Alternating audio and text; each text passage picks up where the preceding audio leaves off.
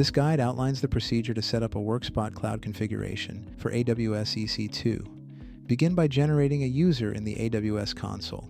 Proceed with Next, choosing Attach Policies directly. Look for Amazon EC2 Full Access and check its box.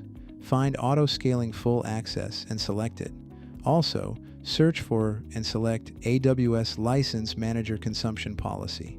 Continue with Next, and then finalize by clicking Create User. Follow this by selecting Create Access Key, select Other, and then proceeding with Next. Conclude this step by clicking Create Access Key. Next, open Workspot Control. In the Setup section under Cloud, choose Add Public Cloud. For configuration type, pick Amazon Web Services. Enter a name for your configuration, along with your AWS account number, access key ID, and the access key secret. Lastly, select your desired region. Finish by clicking Save.